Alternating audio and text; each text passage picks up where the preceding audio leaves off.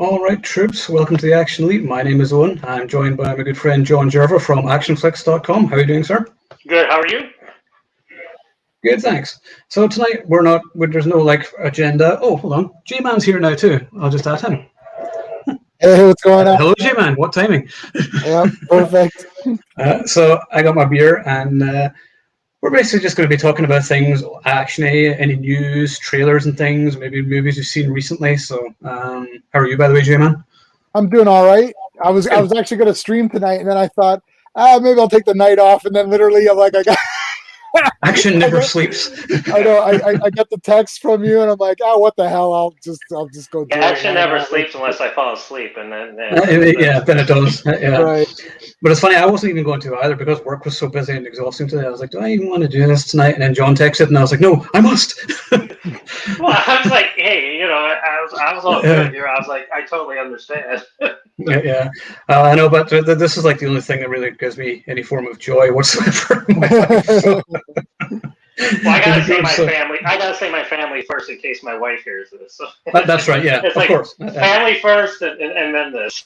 Yeah. Oh yeah, that goes without saying. So just thought I'd start off talking about some news and trailers. So I think one of the biggest pieces of news from this week is that Hiroyuki Sanada has joined John Wick 4. Which is really cool. Yeah. And we know him from like Mortal Kombat, and he was in The Last Samurai as well, wasn't he? But contrary to various rumors that went around, which I never posted, but Wesley Snipes is not involved in the movie as much as we would love him to be. That'd be awesome. Yeah, but Wesley Snipes would be perfect for it. And when was the last time we saw him in like a theatrical release? Anyway, was it Expendables 3? Maybe Expendables 3, I think. Yeah. Yeah, because then he went to the indie, the direct-to-video movies after that. Yeah. And there's Severio. Happy Friday, Severio. Hello. Cheers. So yeah, the cast is just getting better and better for John Wick 4. I really can't wait. We've got Donnie Yen and him as well. So it's a shame because I was really excited when I heard that Wesley Snipes was going to be in there. I was like, well, just bring him back as Blade instead, because let's face it, nobody really cares about the new Blade. It's like, we all want Wesley to come back. Let's face it. Yeah, I mean, he made that his own, and that was before all the hype of Marvel too. So it was like, he really kind of like made that thing. And I saw Blade, the first Blade. I saw it Friday night. I'm like, oh, I gotta go again. And then I went Saturday night, like right away. I'm like, and then part 2 is even better. And you're thinking, wow, this movie's crazy. And then 3. And then there was part 3. And then what? No, no part 3. Thanks, that's fine. Although there are some moments. I mean, although he's played the same character pretty much ever since, like Ryan Reynolds is quite funny in it and does have some great insults. I don't know if I can really repeat some of them here because we'd be banned from YouTube. But about the comment about juggling, I thought that was a great insult. Anyway. I haven't seen that in years. Oh, I know. Do you know what I watched last night? And John knows what it was. Abraxas, Guardian of the Universe. Oh man, yeah. Oh, I haven't seen that in ages. He texted me yesterday, and he's like, "Do you know what Abraxas?" I'm like, was that with Jesse Ventura? I'm like, holy! Yeah. I'm like, yeah. And then he's like, "Do you want to talk about it?" I'm like, I haven't seen that since it came out. I'm like, I have no idea. I can't remember. And then I watched the trailer. I'm like, oh my god, yeah, that's right. I remember this movie. Yeah, it's a riot. Like I know a lot of people. It's had like riff tracks and things like that. See movies like that, I can watch it on repeat. And you got Sven. Is that Sven's biggest ever? Yeah, is that his biggest ever role? Like normally he's just a henchman. And he talks. Usually he's dubbed in his movies. Like if he says anything, they dub him. So it's like this one. He actually talked. Yeah. Have you seen it, Jamie? Oh, I saw it like 100 years ago or whatever. Yeah. It's like a big cult. It's a big cult classic. It's funny. I was trying to like mimic his voice because I was like to mimic the voices and everything. These people I watch, but I just sounded like Arnie no matter what. No matter what I do. But there's one where there's a scene where he's in the school and he's like holding a girl hostage, or I think it's a school anyway, and he's like, "Back off! I'll crush your head into dust." And once again, sounds like Arnie.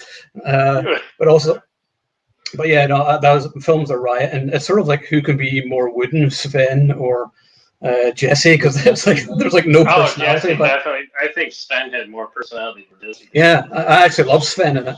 Yeah. Were Were you guys disappointed at the fact that Captain Freedom, Jesse Ventura, never fought the Running Man like Ben Yes. Richards? Did you find? I remember as a kid thinking, "Oh man," because I think it was Captain Freedom was his name, his gladiator name, and I thought, "Oh my god, like they're gonna fight," and then it didn't happen because he's like, "Look, I'm not doing it. I'm not doing this bullshit or whatever." And I thought, "Oh, it would have been cool to have them fight." And I always wanted to. That would have been one thing if I could change is to have the two of those guys fight in that movie. I know. It's funny. I think people never sort of speak about the Running Man as fondly. It's actually one of my top Arnie movies. I absolutely love the Running I love Man, it. and Yeah. I think it doesn't get anywhere near enough love. But I mean, it has my favorite Arnie one-liner ever. Although he has many, but I think Sub-Zero, no, Plane Zero. Yeah, he had to split like. Oh yeah. There's so many, and then Jim Brown. I even just like where like just the normal dialogue where he's like, he goes, "Last season's winners." He's like, "No, last season's losers." Like there's no winners. I think that movie. I never read the story, but Steve read it. He read all the Stephen King books, and it's quite different. Like it's people phoning in, and the Running Man is running around all over the city. It's everywhere, and people phone in. And if they see him and they call it in, they get a prize. So it's like that. It's not like an arena. I understand why they made it like an arena gladiator thing. It just makes it more confined and it's easier to to visualize as a viewer to see, okay, yeah, they're in this game zone. You could do a lot cooler stuff, but it wasn't like that in the book. So I think people were just like, they didn't know what to make of it. But then for me, I just thought it was a cool action movie and sci-fi, and I love the poster, and the poster actually, the tagline is a great tagline. It says something like, "A game no one can win, but Arnold has yet to play," or something like. Or something. Yet to play. Schwarzenegger has yet to play. Is that to play? Yeah. And it's just like, oh, that's so good. I remember when I saw it at the movie theater, and that's when I had, of course, he did Commando, and I was all into the shoot 'em ups, Rambo and everything. And I remember watching it, and I'm like, yeah, this is pretty cool. But I remember I got so excited at the end, they broke out the machine guns. I'm like, yes, firefights. So that's the best bit. Yeah. Yeah, and I mean the bad guys are like so outlandish. The gladiator guys are like, hey, Christmas tree. Yeah. Dynamo. No, is it Dynamo? Dynamo. Yeah, he's the opera singer. He's like singing opera. It's Fireball, Dynamo. Yeah, it's Dynamo, Fireball, Sub-Zero, Buzzsaw, Captain Freedom. I think those were the That's five. Right, yeah, those were the five. I see. Where's the action figures of that? Like, you'd think they would have made action figures or something. Hasbro should have jumped on that. Yeah.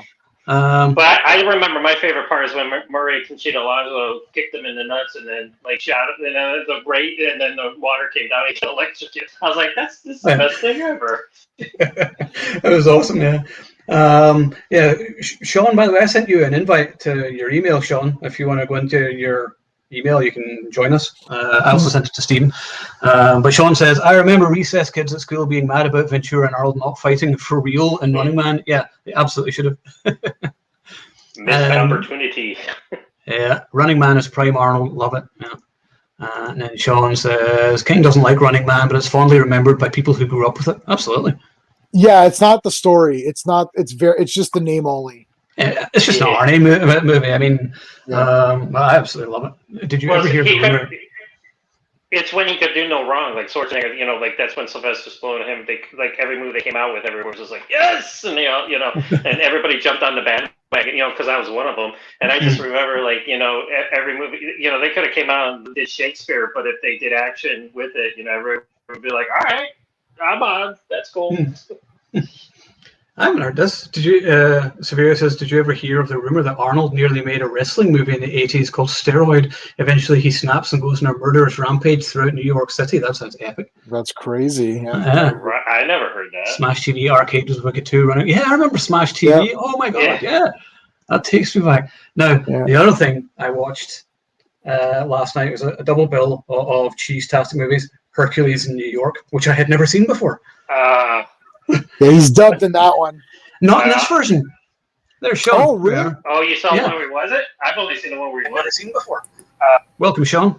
Hey, so And it was I kind had of last YouTube minute. up, so I had to shut it down. Yeah. And I'm like, sorry, it was kind of last minute, or just like, you know what, let's just shoot the shit tonight and we'll just do it. So here we are. I was just saying that I watched Hercules in New York last night with Arnie, but it's on Amazon Prime just now. I'd never seen it before because I just heard that it was dubbed and whatever, and I was like, that looks awful, and I'm never going to watch it. But then I watched it, and it's not dubbed. And watching it, I was like, I now understand why it was dubbed, because Arnie is awful. And it's like, how dare you touch Hercules? And he just like shows no, yeah, and it's like no emotion whatsoever to. So wait, the Amazon version is not dubbed? No, it's. I gotta check that out. Well, I'll have to watch that for sure. That's crazy. I have the DVD. I don't know if it has two versions. I'm pretty sure it has the dubbed one, which is the one we all know. I don't know which is the one I think I have, other than curiosity or something. But yeah. What about the? I love the Lou Ferrigno Hercules movies. I was just gonna say that you beat me to it. I compared the two. Best Hercules ever. Yeah. Yeah, but you guys actually don't know. Like, I have the original 27x40 theatrical one-sheet posters for both movies. I have like the longer, thinner ones. I've got two copies of the same poster. I did a movie marathon with those two movies and Star Crash, because that guy also directed Star Crash. That was. Were you there for that, Owen? I don't know if I knew you. No, I don't think I knew you then. But I think we need to redo that once this whole COVID shit's gone. Once we're able to start hanging out again. Yeah, we're doing it. I got a 65-inch TV, and my TV is like 2 feet from the couch, so it's like it may as well be like a. So we're doing that. Oh yeah, man. Now that's the movie where he punches a bear into space. Am I right? Yeah. Yes. Yeah, but that's the truth. That's how that happened. That's history, guys. They're showing. I was there. That's the one where he separates Africa from Europe, and it's like, and you're like, that's how it happened. I don't know. That is how it happened, guys. Stop it. It's in the history books. I don't know why you're being so weird. I like how they take everything literally and they just like show it. There's no interpretation. It's just like, this is the fantasy of it. Like, it's not like that rock one. I didn't like that. Oh no, they made it. Yeah, they kind of made it all like real and took out all the fantasy elements. And I was like, with all of the effects you could have used, you could have done some really cool monsters and everything. Because I'm sorry, if you're watching a Hercules movie, you kind of want monsters or bears. It's telling that the trailer used all the stuff in the very beginning where they're telling the legend of it. And they're showing all the monsters, so they're attracting you with that. And then you watch it, it's like, yeah, that's the first 10 minutes where they tell the story of them and say, this is what really happened. It's like, well, now I'm bored. Thank you. Yeah, can't we just play the first 10 minutes again instead? Yeah. I can just watch Conan. Yeah. Oh, I love Conan's my favorite movie. Conan the Barbarian's my favorite movie of all time. Yeah. I remember. But I hadn't seen it joking way. I remember you invited us over, and I had only watched it once, I think, as a kid. I think I was too young to really get Conan, and then I watched it, and you've been hyping it up so much. You were talking about like the poetry of the language in it and everything like this, and I was like, all right, let's go watch it. And then it was like, what is best in life?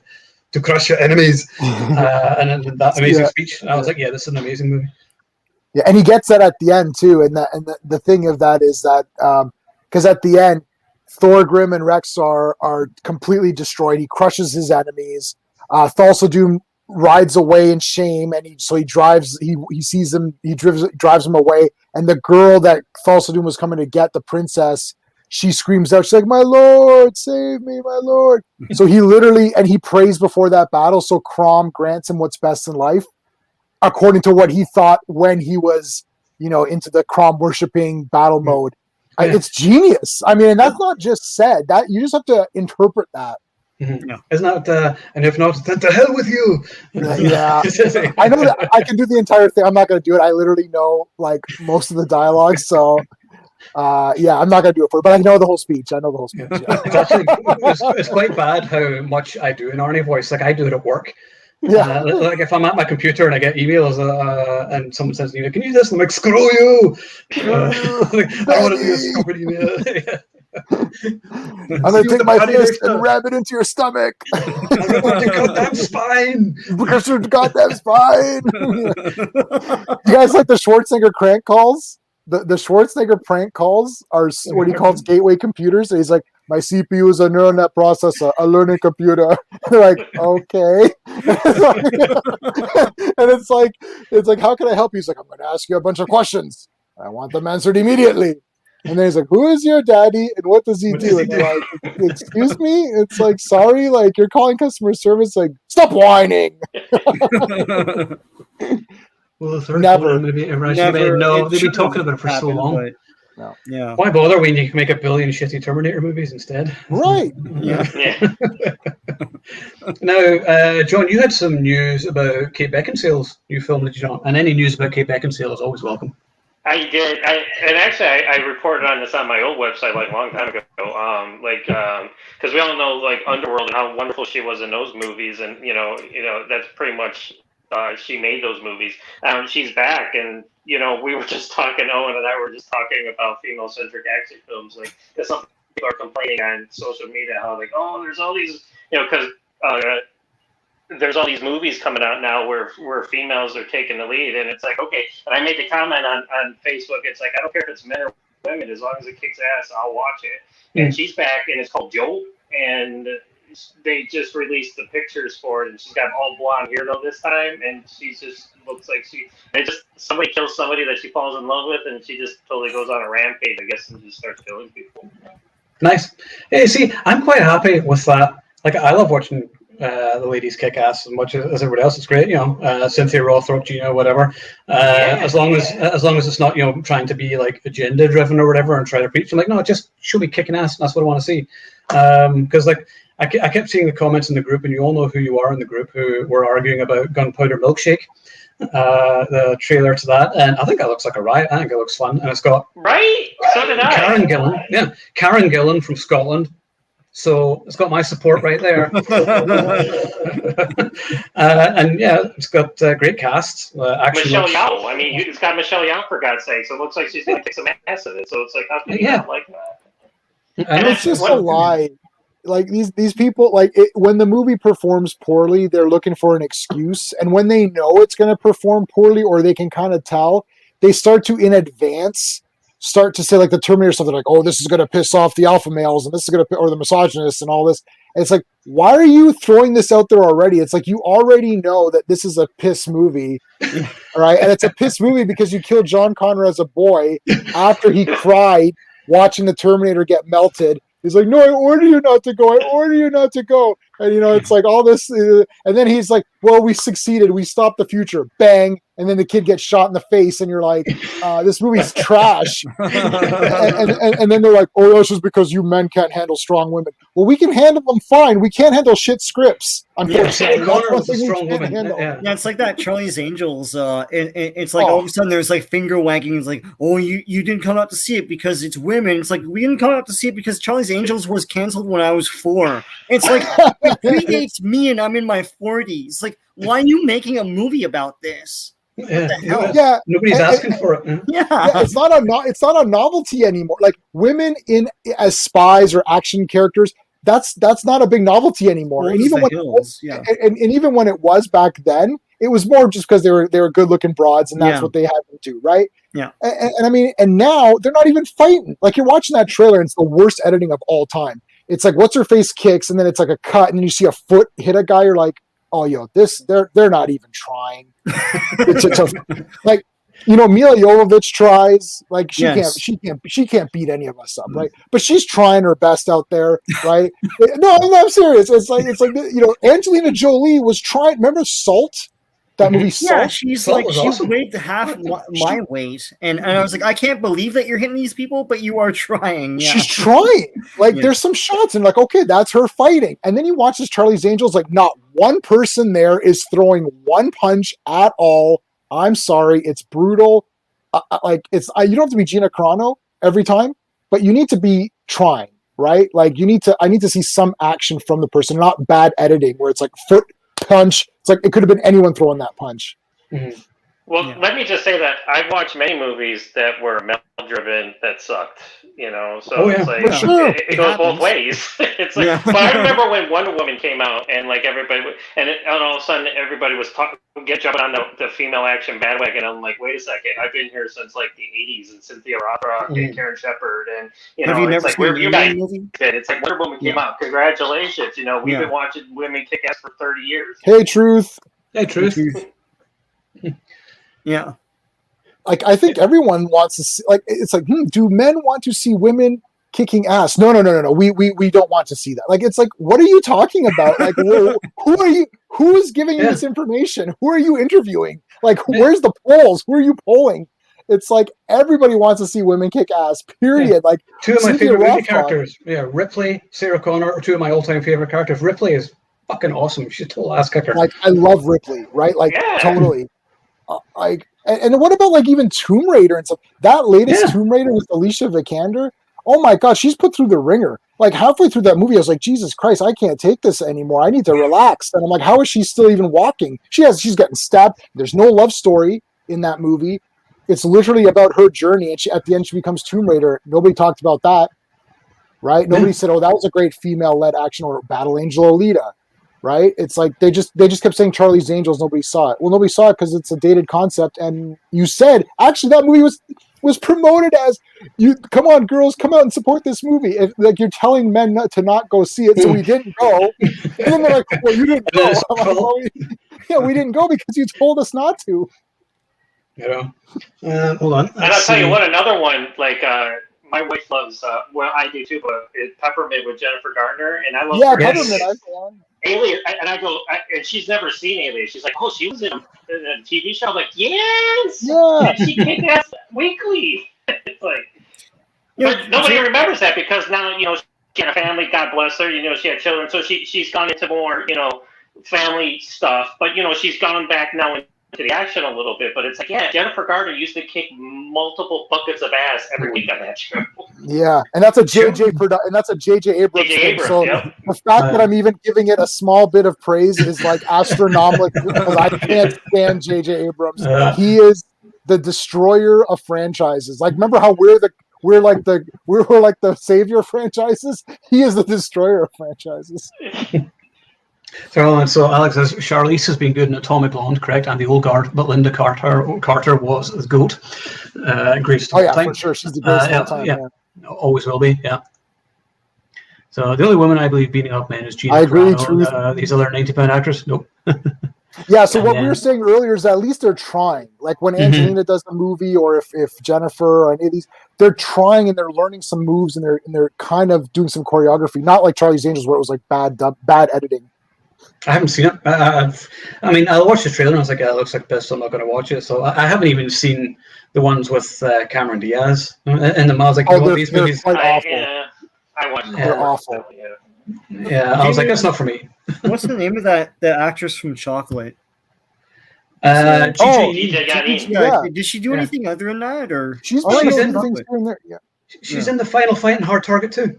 Oh yes, that's her. I'm so bummed. I wanted to talk about that so much. I'm like, and then I texted over and I was like, fuck, I'm not going to be able to make it. I'm like, and I'm watching you guys do it. I'm like, what? Afterwards, of course, I got overworked. I was like, It's like, you guys were talking about all this stuff. I was like, yes, this is what I wanted to see.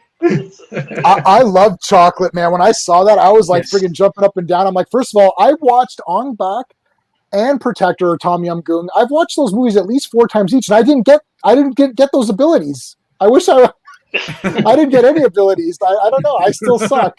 Well, going back to that, I always thought that like Thailand or Malaysia now, you just had the slot words come out. It's like I put in my articles. I'm like, there's got to be something that says that like multiple people were harmed in the making this movie or died because how do you do action like that where people are seriously injured? We've seen it lots of times, but it's like people had to have been killed on this movie because it's just so insane. Like going back to J-Man, you're just talking about Ong Bak. It's like I remember the first time I saw it, I'm like, how are they not dead? And they're really hitting each other. Yeah, it's like why are they alive? Yeah, they should be. No, I saw that with a friend. I'm not going to mention his name. He doesn't like to be mentioned. He's the person who shall not be named.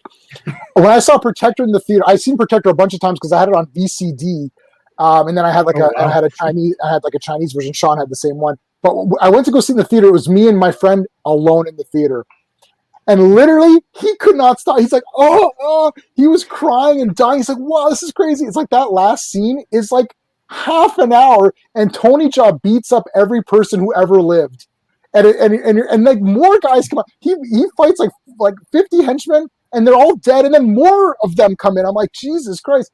And we're like, somebody must be hurt. Like, it is like my friend started saying he felt bad for the stunt people. Like, it's to the point where you're like, oh God, somebody's been hurt. Like, he's twisting he's twisting legs and arms. You're like, somebody's got hurt in this. Somebody Knee people in the head. Yeah. Now, I think I mentioned before, there's this YouTube channel, which is one of my favorites, called Corridor Crew. And they talk about dissecting fight scenes and special effects and things. And they did long back in like the Tony Jaa films, and they said that's why there's so many people with ridiculous hairstyles in the movies, like wigs, because they're padded. They're padded. So whenever they're falling or being kicked or whatever, then that's why they're not feeling. Because like there's a guy with like huge dreadlocks, whatever, and you're like, oh, that's what it is. So that sort of explains it. But yeah, I'm really ready to see Tony Jaa do more stuff like that again. I know he's probably older now, but I know he can still kick ass. Also, J-Man, you're incorrect. A minute ago, you said that Mila Jovovich couldn't kick anyone's ass. She could kick my ass anytime she wants. I've been a Mila fan since Return to the Blue Lagoon. I was like, oh, this is the best person of all this. She's like the best ever. And I've literally tried to see everything. I saw 45, that movie which was really not all that great, but like I try to watch everything with her. I have the posters for Resident Evil. Like I went out and got the posters and everything. Yeah, I love the Resident Evil Joan of Arc movies. Like, look at this! Like, oh my God, I love Joan of Arc. It's historically inaccurate to shit. Joan of Arc is one of my heroes, and Alexander the Great in real life. Like Joan of Arc, I've read all the books about her. I read her interrogation, everything, and it's super inaccurate. But I love The Messenger. I've got the poster, the soundtrack, Blu-ray copy, DVD copy. I think I have the VHS. I love Messenger. I just got to. When I got to meet Mila a couple of years ago, I met her on the red carpet and interviewed her, and she's even more stunning in real life. But the whole time during the interview, she was holding my hand. Oh my God! She took my hand like that when we were talking, and I was like, "Can you just come away with me? Let's just leave us all behind." Yeah, it's like what? It's like, and you got Piper Perabo in there, who was one of my other. Yeah. I saw Coyote Ugly 3 times in the theater. I was such a loser. I'm like, the first time I didn't even know what the storyline was. I just walked. I was like, wow, that was the best movie I've ever seen in my life. Were you wearing pants in the theater at least? I'm not sure. It's fuzzy. The memory's fuzzy. But there was people next to me. But then at the end of the movie, they weren't next to me anymore. So that was weird. But it looks like I have this like ethereal glow just now because I have like a backlight on. But you do. You're. Should I put my main light on? Fifth Element. I was looking at Truth's thing. I do have the Fifth Element. Saw it on theater. Loved it. I'll just go through his comments here. Can't argue with Gina Carano, correct. I agree. Peppermint was solid. Mm-hmm. Yeah, who's the 8-foot blonde chick in Game of Thrones? Oh yeah, beat up a few men. Gwendoline Christie. Yeah. Captain Phasma. Star Wars, but... Captain Phasma, the most wasted character of all time. Yeah. Yep, as voted by everybody on Earth, most wasted character. And look, they had a female character and they wasted her. Of course, she was cool. I wanted to see more. Potential was there. It was so infuriating. Well, Finn was the most wasted. Finn is the most wasted. Finn character, is, to be honest. Yes. Best backstory. It's very so mysterious. It's like, what is this? And then, like two movies later, it's like completely wasted. Yeah. Wait a minute. Instead of having a story, why don't you just shout "Ray" every 2 seconds instead? What a disappointment! He was the only good thing in that first one, where he was the only not carbon copied character from the other movie. Yeah, he was an original character, and then they got nervous, like, oh shit, it's an original character. We better not do anything with them. And then Two different. It's just like that's JJ's filmmaking. I've learned the same lesson from the first movie and the second one. It's like, don't abandon your friend. Well, like you did that in the last one. Oh, right. Here's the question, kiddies. Oh, I got one. Most underrated action movie. Okay, Jay, you go first. Go. I'm not sure if it's underrated, but Hard Rain. Yes. Nobody talks about it. The entire goddamn movie, they're like in waist-high water. They've got the sea-doos and they're going through a school, like school hallways, and having an action where I'm like, this jet ski chases. I'm like, this is crazy. it's like Christian Slater is like one of my all-time mega heroes. It's like Heather's, like Cuffs, like Emila's and Cuffs. Pump Up Volume. Pump of the Volume. Oh man, that movie's so good. It's like he's just the best, and it's like I loved Hard Rain. I saw it in the theater. I was like, wow. And then Randy Quaid's in there. Morgan Freeman is in there. It's what's her name's in there too? What's that girl's name? She's Minnie Driver. Minnie Driver's in there. It's a solid cast. Pretty good story. I've never seen a movie like that since. I've never seen one where it's like the whole place is flooded, like the whole town is flooded, and there's an action movie in it. Yeah, I don't know. Yeah, I can't think of anything else, but no, I definitely liked Hard Rain. I remember seeing it in the theater. I remember liking the score. It was like really loud and like super exciting, but no, it was good. What about you, John? Any underrated action movies you think don't get enough love? Underrated action movies? Oh, great. You're putting me on the spot. Ooh. You're going to have to come back to me. I got things. You got to think about it. Well, probably the best username of the night goes to Horny Batman. What's up, everyone? What's up? And it's been confirmed that he does eat cats. So yeah, don't go down anywhere now. Heroes don't do that. Sean, what do you consider underrated? I'll just pick one out of my head, and I don't know if it's underrated or not. No one really talks about it in this guy's library, but Heroes Shed No Tears. Oh my God! The thing is, I think it's technically a TV movie in its native country, but it's a movie everywhere else.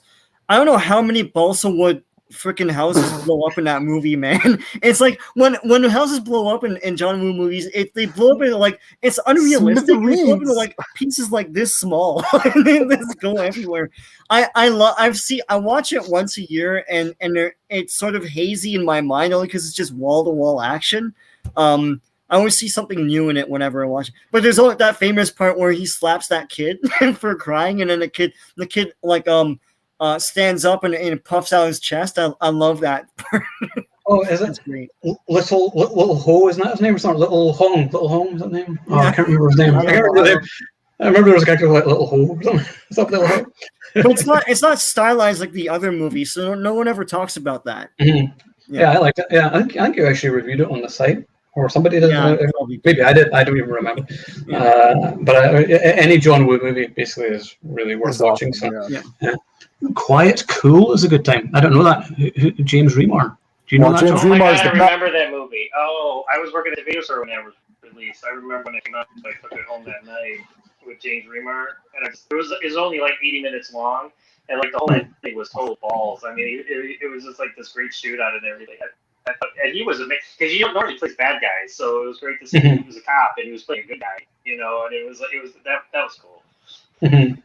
The Wraith considered an action movie? Oh yeah, The Wraith definitely. Yeah. Wraith cool with movie. Charlie Sheen. Oh, love that movie. That's a cool movie. Yeah, That's wicked. I got one. I got one. Priest has one of the best music scores of recent times. The music by Christopher Young, sublime. Yeah. Legion and Priest are a solid combo. Yeah. Yep. Get your Paul Bettany in there. Yeah, nothing wrong with a Paul. Yeah. Okay, John, what were you about to say there? So I don't know if anybody's ever talked about this one. It's actually an Isaac Clarke movie. It's got Dolph Lundgren in it. I always thought Bridge of Dragons was a great film when I first saw it, and like a lot of times when I talk to people about it, people tell me that they hate it. I'm like, really? I'm like, but I just remember watching it because I wasn't expecting it because that's when I was starting to get introduced to Isaac Clarke. Obviously Scott Adkins and everything, and I just remember because I knew who Dolph Lundgren was, and I was watching all of his movies and everything. It was just cool because he was doing martial arts and stuff like that, and Cary Hiroki Tagawa, is always a great bad guy, and I just love that movie. But every time I talk to people about it, they tell me how much they hate it, and they're like, "Oh, that movie was horrible." I'm like, you just don't get it. I just try to explain how, the greatness of, the absurdity of the plot. It's like you don't even know, like, is this in the future? Is this in the past? It's like nobody knows what the hell's going on in it, but it doesn't matter because, Dolph's got this really cool gun and he's just blowing shit up. And then, at the end, him and Carrie, fighting and everything. And I just... And the girl that was in, I don't remember her name, but she was pretty cool in that too. Yeah, and then Gary Hudson from Martial Outlaw was on it. Gary Hudson. Yep. Yeah, but also has one of my all-time favorite face kicks.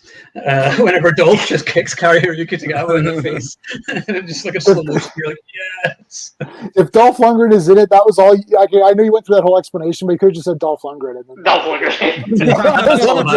It's like, what else is there But to it talk just came about? to me because like every time I talk to people, like I have a friend, okay, and I'm not gonna name his name, but he always tells me that like, you know, hey, do you got any movies to watch? You know, anything you can recommend? Every time I recommend a movie, he always comes back to me and tells me he hates it. And I'm like, I'm gonna stop recommending movies. You know, it's like, and we talk about these. Like I always like I gave him the Bloodsports with Daniel Bernhardt, and you know, I love the first Bloodsport with Jean-Claude Van Damme, but I thought Daniel Bernhardt was awesome back in the 90s. Mm-hmm. And I gave them to him, I'm like, here, watch these two movies. Not so much number 4. Number 4 was kind of... ignore 4. They went off on a tangent on that one. And it's like, I don't really, you know, like, and that was just weird. The bad guy was totally stupid. But like 2 and 3, I mean, they're totally carbon copies of each other, but I'm like, watch this. I mean, it's just 90s badass martial arts actor. He comes back there, he's like, it was okay. I'm like, what? I'm like, oh my god, I can't talk to you anymore. I don't know what I'm saying. What is wrong with you? Yeah, right. I crush you. I mean, it's like, he just a couple days ago, he's like, any movies to recommend? I'm like, I ain't recommending crap to you because every time I do, it's like, he comes back to me. It's like, he's like, Army of the Dead. Yeah. Okay, you know, and he's like, I was just like, whatever, I can't take this anymore. Yeah. What was I going to say?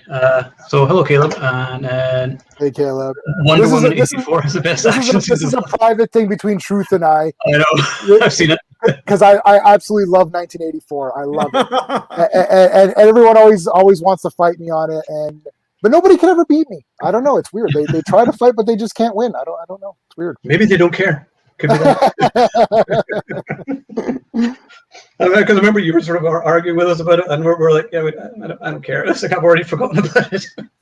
Oh, but no, we were arguing about something else. We were arguing about the Wonder Woman part in the Zack Snyder movie. Oh yeah, you were all upset about that, and I was like, yeah, I don't give a shit. Yeah, because she splattered people, she murdered people in front of children, and then and I was like, yes, kill the children. Yeah, she disintegrated a guy in front of school children and blew up the side of the museum that she was trying to protect. I'm like, okay. Casualties of war. It's war. Like, casualties of war. That happens. Yeah. So, well done, man. Yeah. Nick Kassovitz was the baddie in Quiet Cool. Oh, yeah. Nowhere to Run. Yes. I like it. Got the poster over there. Yep. Saw that in the theater. First Van Damme in the theater for me was Nowhere to Run. I'm not gonna lie. The first time I saw that movie, I was disappointed that he didn't do any kicking. Yeah. Like, where's the kicks? Where's the kicks? But it's grown on me over time. I'm like, yeah, I understand what he was trying to do with it. It's like, but at that time, that was in his heyday, and you know, everybody wanted to see him do helicopter kicks and everything. But he, you know, but I was like, it's a good movie. I mean, he beats a lot of people up. But I remember seeing it for the first time. I'm like, where's the kicking? Hey, you see his bare ass though. That's money right there. So yeah. That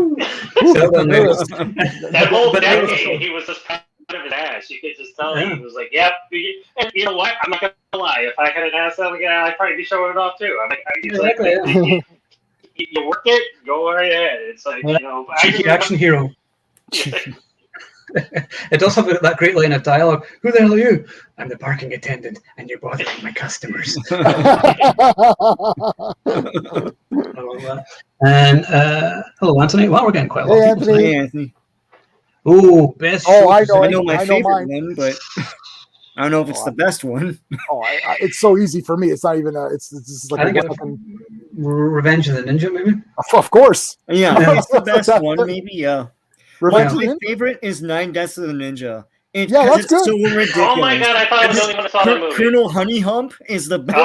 And like, and the kid sets that one guy's underwear on fire, and it's like, what's happening in his movie?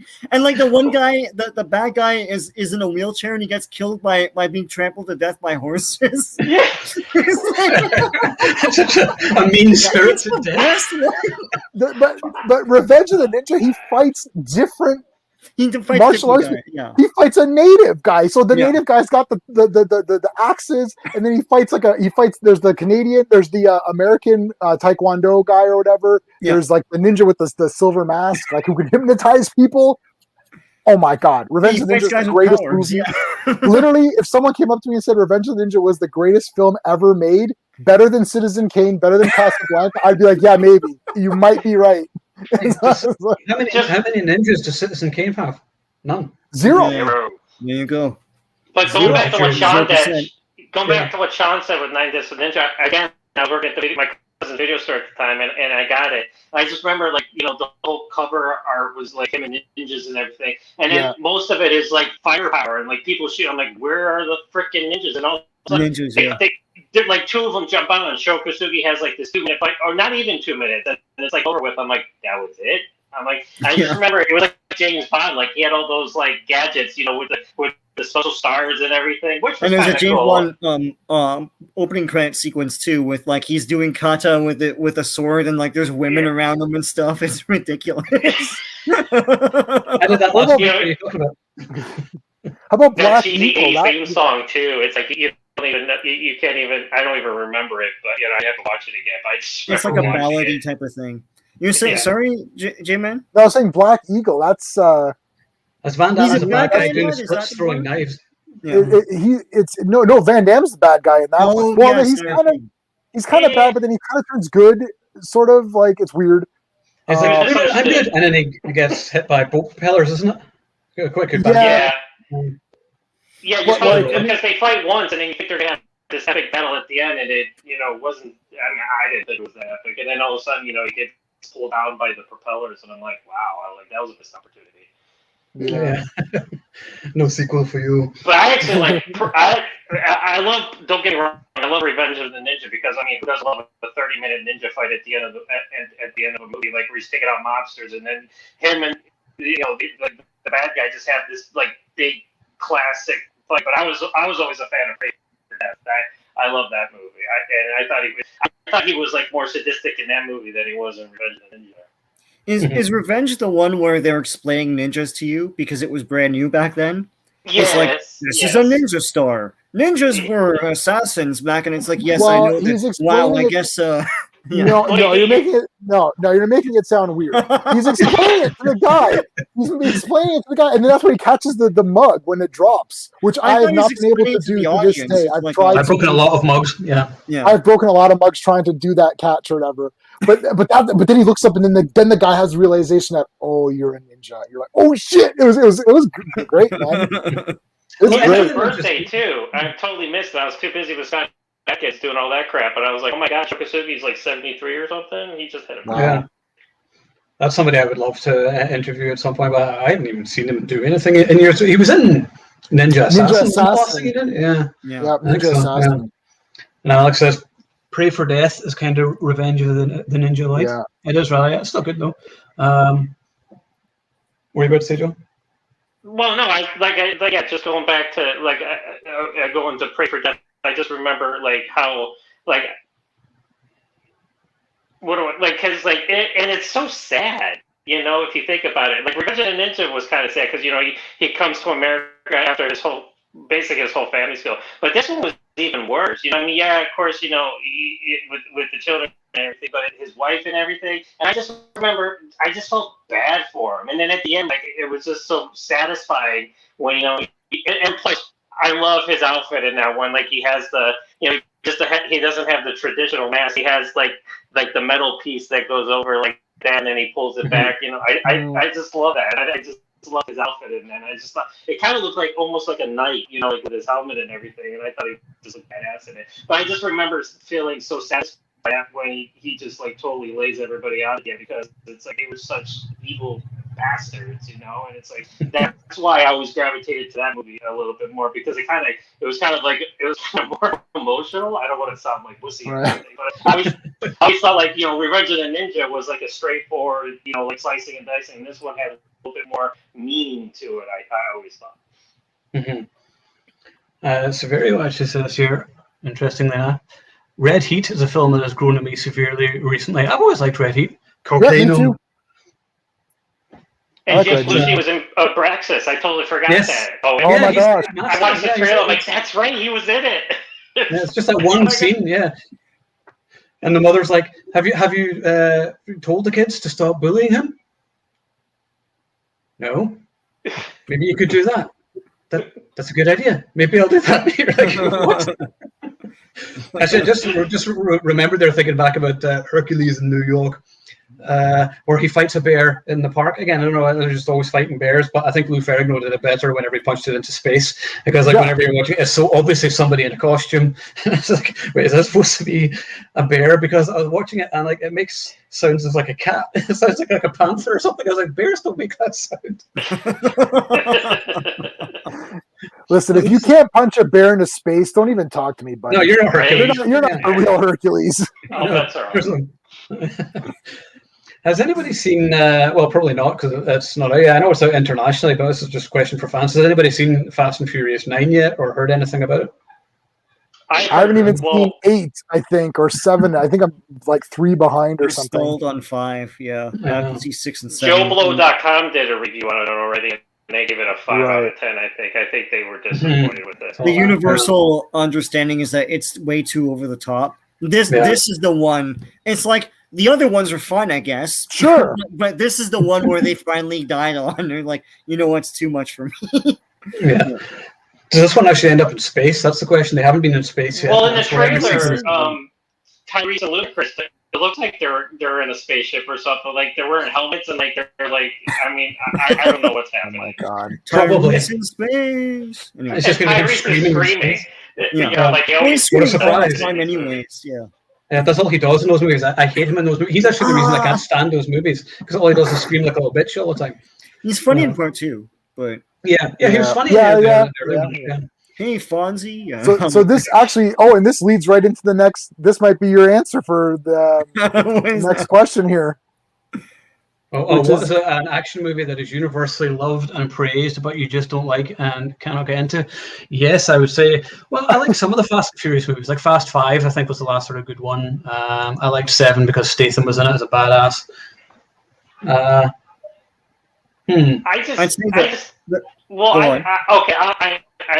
probably get picked apart, but I love them. I mean, they're the reason why you go to this movies in the summertime. Are they over the top? Yes. Do you have The Rock leaning out of his car as it's going 120 miles an hour, pushing a missile out of the way? Yeah, but it's like, that's not going to happen in real life. But it's like, that's, plus the fact that we deal with. It's like, I go to the movies, this is what I want to see. I want to see shit that isn't going to happen in real life, and it's just that makes me forget that I have to pay my mortgage next week.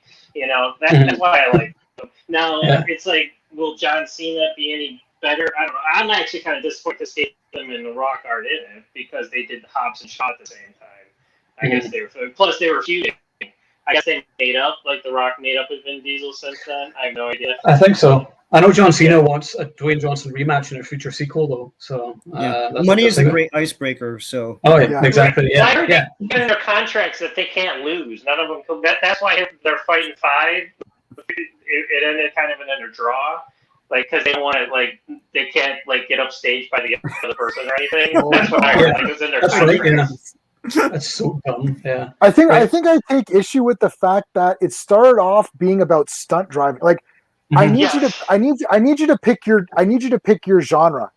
If I'm watching Fast and the Furious and you're doing stunt driving like Tokyo Drift, the drifting, it's actual people driving actual cars, performing actual stunts in actual cars. And that's fine. Now, if you want to transition this into fantasy where cars are flipping around and it's CGI and they land and they still drive, it's like, okay, but you got to pick what you want. So if they go in space, then I'd be like, yeah, that's cool, because now we're just completely outrageous. Mm-hmm. It's like, but I need you to pick what you want. Is it stunt driving? Because if you watch something let's say Bullet, everyone talks about Bullet, or even Ronin had a great car chase and stuff, and you're like, wow, this is people that put a lot of work, a lot of effort into making this, as realistic and as crazy as possible, with a lot of stuntmen and choreography and all this.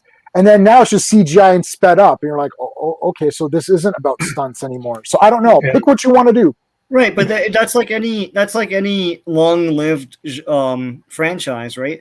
Is Godzilla a dramatic parable about atomic war and disasters, or is Godzilla he fights 3 other monsters that shoot laser beams out of their eyes, right? It's it's like it's gonna change to appeal to the masses to make their 30 movies or whatever, right? So, but that's what I'm saying. The middle ones aren't as interesting. Yeah. Like, right? Like, it's like I the love first them, couple. yeah. I love everything, you know, Yeah. for Godzilla, Yeah. but it's like the big ones you go to are the big epic fantasy ones. Like, it's like either give me Gojira, or I want like the super crazy, like, Godzilla 2000 or Space Godzilla, where there's like literally like things are coming out. Or I whatever. wanted it to be like Smoking the Bandit. I thought when they hired The Rock, he was going to be the cop chasing all of Dom's crew and stuff. I like that, but it wasn't that, and I was like, well, that kind of I would like to see that. That would have been cool, you know. I remember James Wan when he was supposed to be directing one of them. Was it the 7th one he directed? I can't remember. James Wan directed one of them, and I remember, I think it was before Paul Walker passed away, but the plan was they were going to make it more of a crime thriller, and it was going to apparently be more gritty, and then instead they just went down stupid street instead and just did what they usually do. I mean, I watched the movies. It's like, as my buddy John said, they're like Saturday morning cartoons. You just watch them, and it's like moving wallpaper for a couple of hours. It's fun escapism, and they're harmless enough. Like, I don't hate them. That's far too strong a word. I don't feel anything from them. I just won't watch them. But that is a good question, though. It's like universally loved and praised, but you just don't like and cannot get into. Skyfall. Oh, yeah. I think Skyfall looks stunning. It looks beautiful. It's like the best looking Bond film, but it's boring. I like Skyfall. I'm in the praise category, I guess. I haven't seen it. I've only seen it twice, so I got to rewatch. I liked it more when I watched it, but yeah, I don't love it that much. I think it's beautiful looking and everything else and stylish, but it almost feels like it's mocking. Sorry, if they went with the original idea of that the Skyfall house being an old age home for older Bonds, that Bond is a thing, and he teams up with Sean Connery, would it be a little better or no? No. I'm just asking. No. I don't want 14 Bonds. Yeah. Like there's James Bond, that's his real name. I don't want another one like like 007 is always called James Bond. I don't like that. Yeah, no, I don't like that. No, I mean I enjoy Skyfall. Where everyone's like, it's the best Bond ever, and I was like, that's incorrect. No. I was like, it's not even in top 5 for me. I don't think it's in my top 10. So no, is it the best Daniel Craig for you, Owen? No, Casino Royale is. Okay. Yeah. Casino Royale is my favorite because I love the book. And I remember when I watched the first time, and I was like, "Oh, well, this is actually a really good adaptation." But my only thing was, I thought it went on too long. Like some of the action scenes went too long. I was like, "Wow, this guy runs a lot." And then the scene at the airport that seemed to go on forever as well. I thought you could have maybe trimmed that down a bit because it was very long. But I remember whenever I first saw it, because I was one of the people I was like, Daniel Craig's not going to be a great Bond. And then whenever I saw it, I was like, you know what? I actually do like him.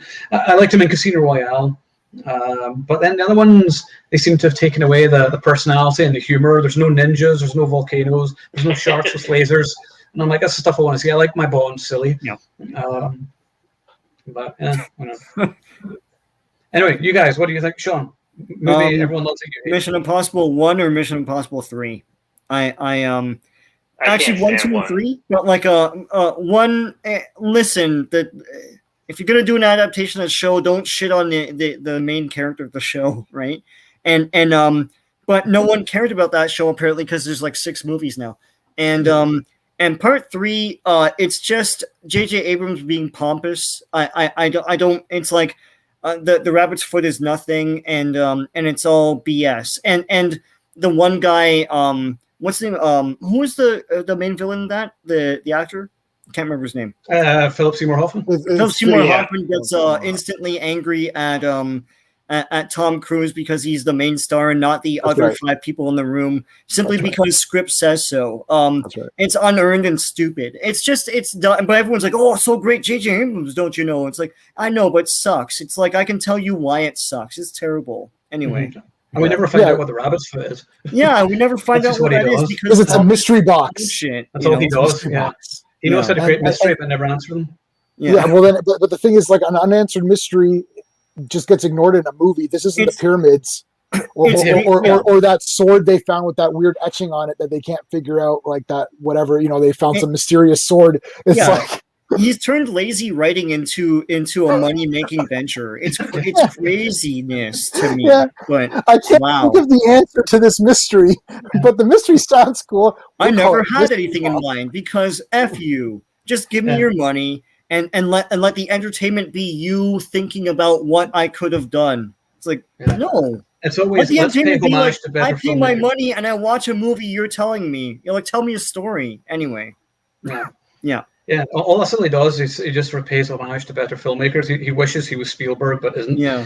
And that's the problem. What about you, Jay? Movie? Yeah, I'll go with Mission Impossible 3 if people like that one. I think it's. Do people like it? I never heard anybody. I hear people like it, so I don't. Well, we saw it in the theater, and before we even knew JJ was involved, we're just like, this is ass, and we walked out like, this is really garbage. And it's like, yep. And then we saw JJ's name. It's like, oh, there you go.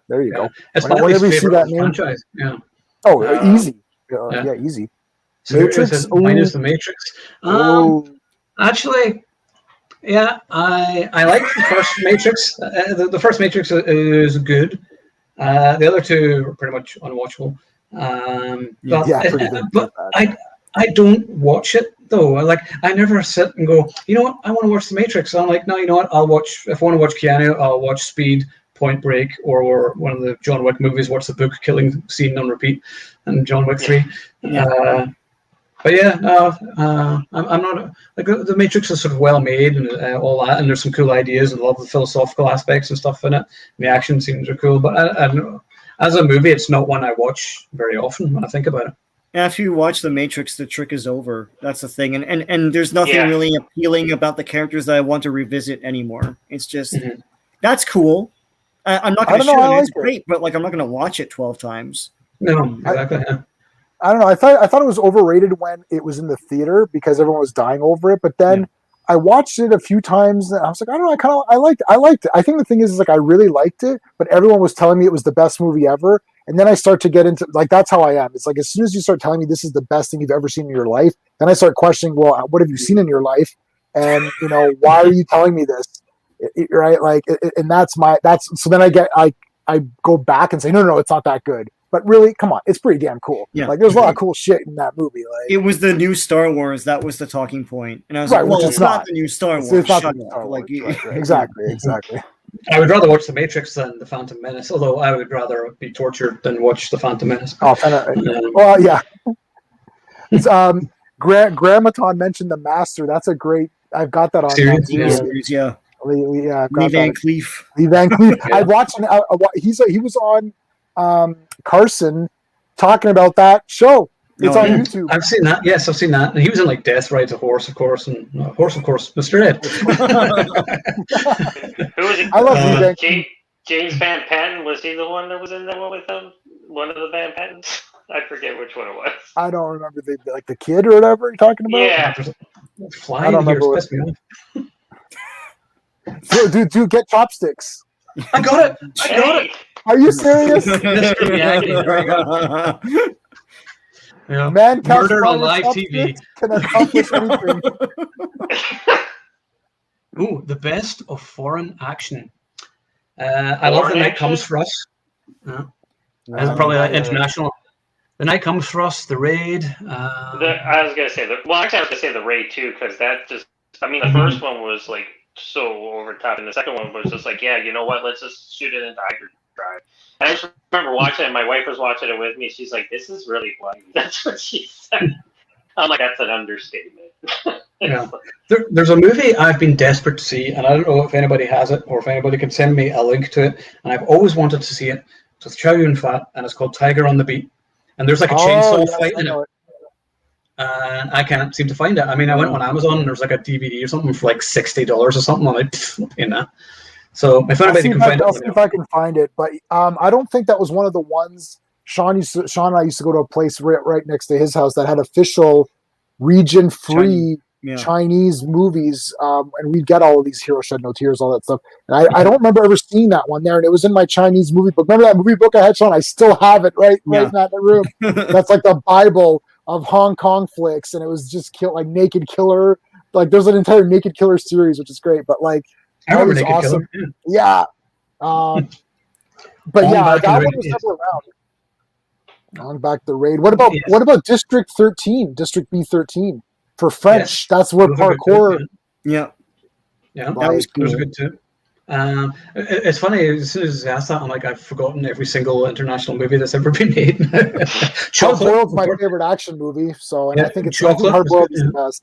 The Killer, anything by John Woo. The Born to Fight, which is a Thai movie. Oh, yes. And to your earlier point, there's a shot in that where he throws a kid over his head, and the camera follows the kid as the kid's falling and crashes into like a porch or something like that. But there's no. It's like the kid just does her own stunt, right? It's crazy, and it's like, and I remember laughing at that because she hits the wood and rolls around a bit. And I'm like, well, there's no padding on her. She just like took that fall. Yeah, we laugh at child abuse here. Yeah, like, literally, I know that was a great movie. Yeah.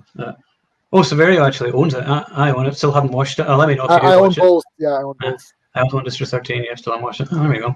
So back onto movie news, and I found this one of the oddest announcements the past week. They're making a sequel to Greenland with. Gerard Butler. Yeah, I heard that. Greenland Migration. Yeah, I wasn't expecting that. Greenland Migration. I've got the synopsis here. The filmmaking team is behind the original film Ross Set to Return, including director Rick Romois, a screenwriter, blah, blah. The sequel, the Garrity family, who survive a near-extinction level event when an interstellar comet hits the Earth, must leave the safety of the Greenland bunker and embark on a perilous journey across the decimated frozen wasteland of Europe to find a new home. So, that sounds interesting. I liked Greenland. It was quite it was a depressing movie and probably not the best thing to watch during the pandemic. I thought it was intense. When I was watching it, like we were all, my oldest daughter was watching it too. We were on like pins and needles. Like the same with the mom, like when they like throw her out of the car and take her son. I mean, I'm a parent, so I was horrified by that scene. I was like, oh my god, could you imagine that happening? I was like, I don't know. I was just like, I was like sweating watching that movie, and like him, trying to get to them and everything. I thought it was one of the more realistic, comic killing movies. It was, because it wasn't just about that; it was about the family and the characters and everything. Greenland 2, Desolation Boogaloo. I also accept Greenland 2, Cruise Control. So. Yeah, I was going to say. I haven't watched Speed 2. I only saw Speed 2 once in the theater. I have it on DVD. I'm going to watch it again. Yeah. It's fine. And I was like, this movie's pants. I just remember Jason Patrick. I'm like, he's not Keanu Reeves. I'm sorry, no offense to Jason Patrick. He's done a lot of great movies, but he just like it was just like you can't. Keanu Reeves. Was so great in the first one. It was just like he was in it. It was kind of like Sandra Bullock's movie, and he was just kind of like there, like in the background. It made me laugh when I first saw it. I just remember that. William Dafoe was good. I mean, he's always good. I mean, he's crazy. Oh yeah. Oh, he's always a great bad guy. Why didn't the family just hide in the fridge? Yeah, just like in Indiana Jones 4. But that conversation's coming on Wednesday. Yes, it's coming. John, are you going to be joining us for the Indiana Jones retrospective on Wednesday? Can you make that? I will get back to you on that. Like I said, my schedule's all screwed right now, so I'm going to have to figure stuff out. Especially with this new job and everything. I'm like so annoyed right now. Yeah, I know it sucks. We all have to sort of get back to the world now. And I was like, no, but I like it. And it's funny. I work in retail, so I never left it. And that's the second part. It's like I was on the front line the whole entire freaking time. And I had to get out of the place I was at, and not to get off tangent here, but I just it was time. But now I'm in this place, and then they're putting me into different So yeah. So, but I'll let you know. Yeah. Okay. I mean, I'll send an invite in the next few days. I was going to say, apparently Nobody 2 is in the works, which is good. Yeah, I saw that. Derek Kolstad, writer of John Wick, has begun work on the sequel, so maybe Connie Nielsen will have more ass kicking this time. I've loved her since Gladiator, so Nobody is maybe my favorite action movie this year. Have you guys seen it? Yeah. Oh yeah. Yeah. I loved it. That was great. Yeah. I like that. Wrath of Man, they're two of my favorites. I don't care what anybody says. I love Godzilla vs. Kong. It was exactly what I wanted it to be. It was awesome. Well, the whole Hollow Earth scenes and everything. That's really cool. So, any other news? I watched Hitman's Wife's Bodyguard the other day. I got a screener for that. It was okay. I find Salma Hayek's character kind of obnoxious and annoying, and I know that's kind of the thing, but I'm just like, does she have a mute button? I don't know. She's just annoying. So. Why is that the go-to thing? Making these people annoying, like I know. just make people normal characters. Like, yeah, people don't behave like that in real life. It's just Yeah. like, I know. I mean, I see people like, it's the funniest thing I've seen all year, and I was like, of course it is. They're like, yeah. And then what else? I think we talked about this the other night, but I'm still pumped for Rocky 4 in November, the director's cut. I can't wait to see what Sly does. Oh, absolutely. Oh, yeah. They got rid of the robot. So, hey, that's the best thing, right? Well, I think it'll be like a Donner cut for me. It'll be like I'll always love the theatrical cut because it's what you grew up with and you remember lines and moments, and then they're cut or changed in the director's cut, and it's like it's nice to have and it's interesting to watch, but I think I'll always love like the theatrical cut more. That's my prediction. Yeah. Agreed. The only extended editions really that I watch where I don't watch the theatrical versions anymore will be Lord of the Rings. I only watch the theatrical versions. If you watch the theatrical versions, I'm like, where's all the best scenes? So I've seen them like a million times, like some of my favorite movies. John, what is your favorite action movie ever? My favorite action movie? Yeah. Holy cow! I know. People ask me that. And I'm gonna go. If you're gonna put me on the spot, I'm gonna go sci-fi action. I'm gonna say Aliens. Aliens, good choice. That's way up there for me too. Yeah. I just remember because I was so young when I saw the first one, and my dad like made me always leave when the chest bursting scene came out because I was he didn't want me to see like the really bad parts of it. But then I remember when I saw the second one and he turned it into a military movie because that's what I was trying to get into all of that, and that's always I that was 1986, so I always go back to that one. I love Aliens. Actually, mine is probably T2. I love Terminator 2. I love Raiders of the Lost Ark. Con Air. I'll fight anyone who doesn't like it. You can make cases for all those. Yeah. I'm always bad when people ask me my favorite of anything because I have so many favorites. It's like same, But that's just Rambo First Blood Part 2. It just popped in my head. I was like Aliens. So, and I love Michael Biehn. I met Michael Biehn, and he was the greatest thing ever. I met him at a Comic-Con, and it was so funny. Like I don't know if anybody's ever seen it, but Dead Men Can't Dance. It was a movie that he did with Adrian Paul from Highlander, and it was like a military movie. And he told me that he was making it. He's like best memory of that movie. I met my wife. He's like, but I was so drunk making it, I don't remember half of it. I was like, but you know what? I couldn't tell because you did a phenomenal job. So you helped your alcohol very well. Has anybody? Oh no, wait. I'll come to that in a minute because I want to get see you, Sean and G-Man. Favorite action movies? Go. All I can think of is obscure stuff, but I mean, my generic one would be T2. My obscure one would be Mad Mission 2. That's a great movie that breaks apart and forms again. I mean, that's crazy. Those are so good. I've got Aces Go Places is the actual. Is the actual one? Yeah, I said Mad Mission because I didn't think anyone would know what Aces Go Places was, but maybe you guys are advanced. You probably know. Yeah. The first three are available on the. I've got the first three from that store that we used to go to. Yeah, that's right. For me, no. The thing is like, see. When I think of an action movie, I'm thinking of a movie that is only action. So, like, not to say like Aliens to me is a science fiction movie. Terminator is like sci-fi. Like, I'm trying to think of something that's like Die Hard would be considered only an action movie and nothing but an action movie. Like, there's no subgenre to it. So for me, it's Hard Boiled. That's an action movie with no other subgenre attached to it. Like, I love Aliens. I love. Like Terminator, I love, Raiders, like all of those ones I love. But to me, they're attached to something else. It's like fantasy action or sci-fi action. So for me, it's Hard Boiled. Like martial arts would still not be action. Martial arts to me would be martial arts. Like, what's your favorite martial arts movie, right? That'd be like Super Ninjas or whatever, right? As far as I'm concerned, it's all action. Like, if people are getting shot, punched, or chased, or whatever else, I'm like, that's action, whatever, I don't care. Because people like, whenever I sometimes review stuff and they're saying, is that really action? That's really more horror. And I'm like, shut the fuck up. I think it is all action, but it's like Hard Boiled is at a disadvantage to Aliens because Aliens has action and cool aliens and chest bursting and eggs and giant. It's like Hard Boiled can never beat that, right? So it's like Hard Boiled only has gunfire. Like, that's all it's got to offer. But in that sense, it's the best shot, choreographed, crazy. You know what I mean? Like, that one shot going through the hallway, they go up the elevator, and they go through another hallway. It's like super good. Oh yeah, that's awesome. Yeah. Stone Cold. That's great. Stone Cold. Oh, of course, I've got it right there. I'm not going to go. Okay. Important question. Then I was actually going to do a show on this, but we'll do it right now. Stone Cold versus One Tough Bastard. I've never seen One Tough Bastard. Or one Man's Justice. It's called here. I haven't seen that. So Stone Cold, because I haven't seen the other one, but Stone Cold is crazy. Stone Cold is better than the best one anyway. One Tough Bastard isn't good because of the title. That's really the best thing about it.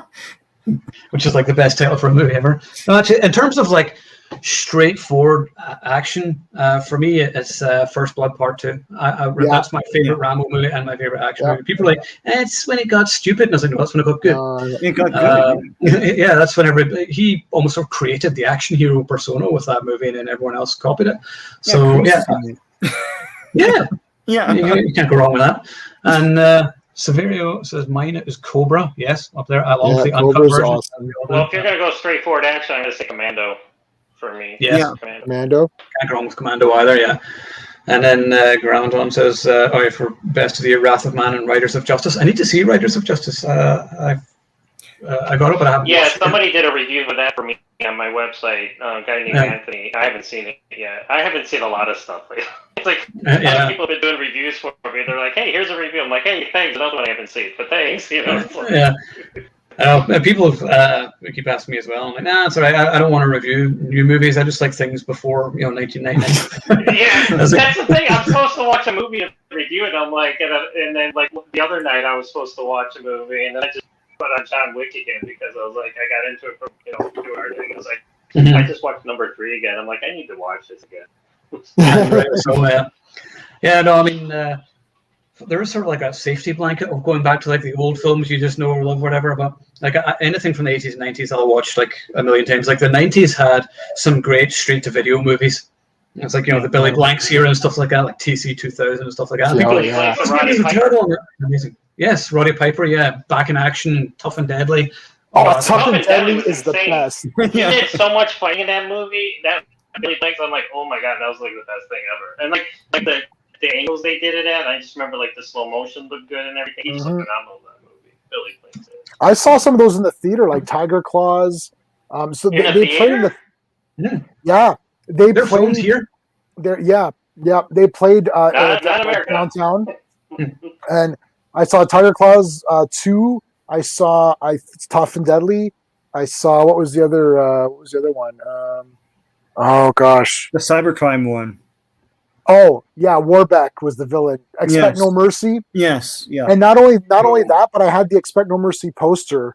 He fought his brother in that one. Michael Blanks. Michael the Kicking Machine Blanks. Yeah, he fought. Yeah, I just remember. I'm like, oh my god, there's 2 of them. I'm like, holy cow! They look the same. Yeah, there's 2 of them. That's the one where he goes undercover by like turning his hat. And zipping down, that's it. That's all he needs. Yeah. He's like, I gotta go undercover. And I'm like, who's that? Where did they go? It's like, and Jalal Merhi was in that one, and Jalal Merhi is awesome, man. But Talons of the Eagle is great too. That's one of my favorites. I love that one. You got Matthias Hughes in that as well, I think. Yeah. He's in that too. Yeah, those are great. Those are all great. Oh, I know. By the way, John, I don't know if you have this book. I'm nearly finished it. I will send it to you once you're done. Shirtless in Hollywood, Matthias Hughes autobiography. Oh my god! I did not get that one. No. I just bought it off Amazon. So once I've done reading it, if you want it, I can send it to you.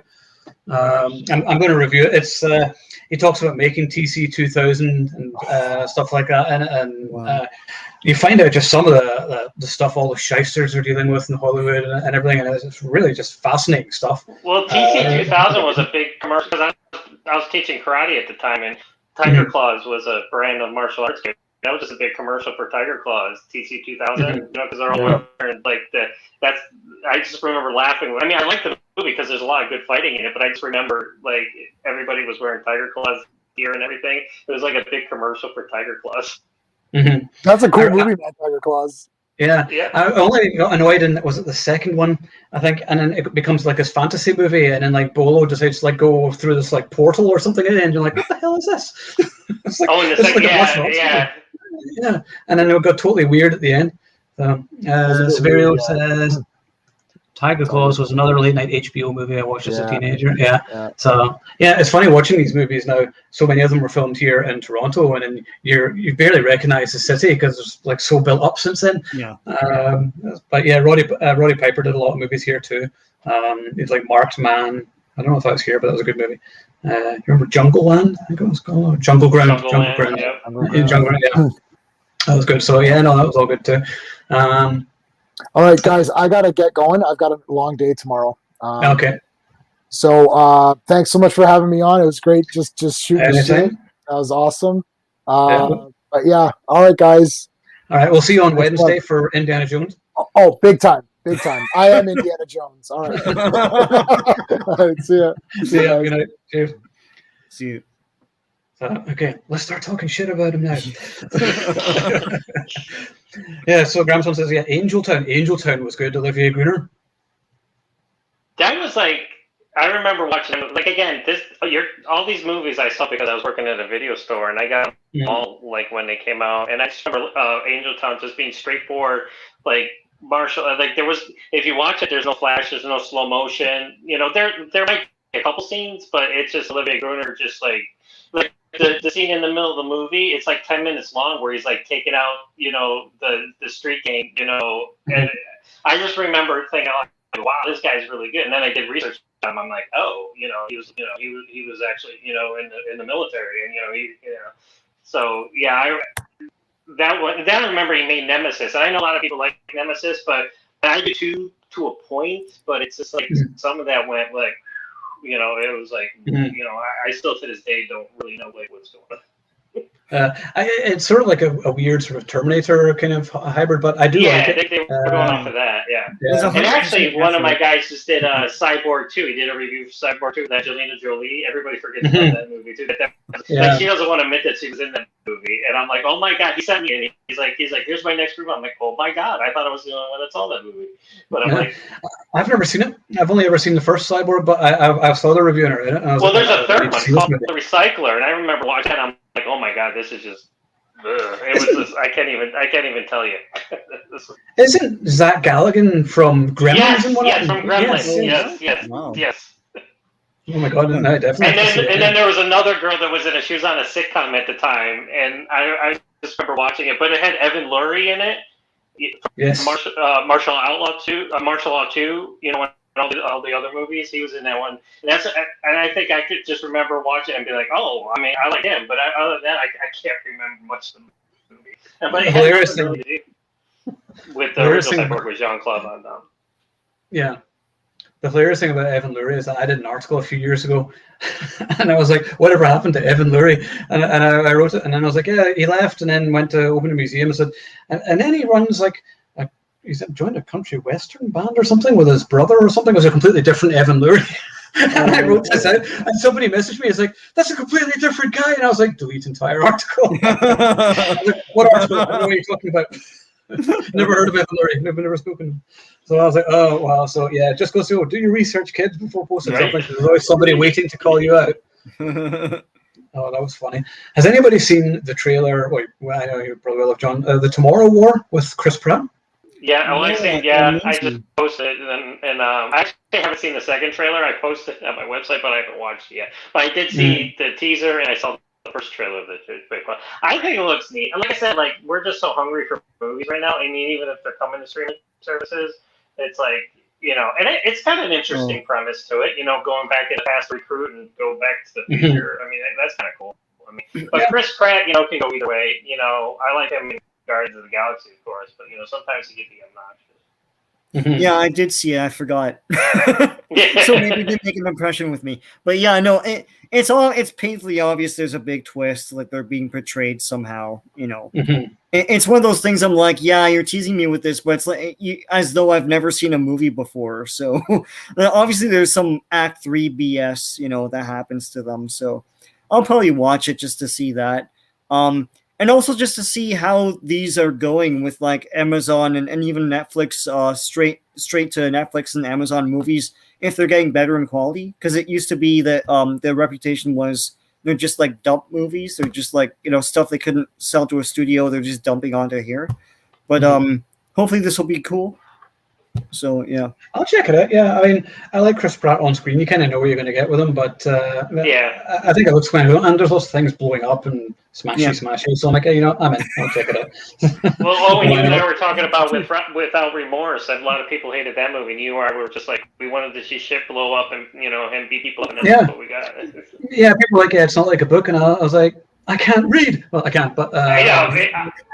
Yeah, I read the book. I mean, I read the Tom Clancy book, and everybody was like, "It's nothing like it." I'm like, you know what? I don't care. It's like it doesn't have to be exactly like the book. It's like that's why, like people do like when people do stuff from comic books. It's like, 'cause I'm a big comic book buff, and they're like, "Oh, they changed this, they changed that." And I'm like, all right, like there's some fanboys that can't accept change, and I can't accept change. I mean, because like if they do something different, you're allowed to. I mean, you're just taking source material, and it's like, yes, this is technically where we're taking it from, but we can do something different with it. So. Yeah, I don't want to see the same thing. I want to see something different.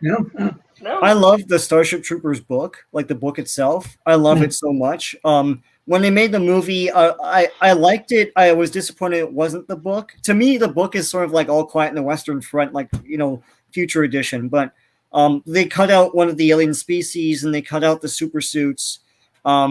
It's still a cool movie. I mean, and I know it's getting love now, but I would love them to do like a straight adaptation of that book again.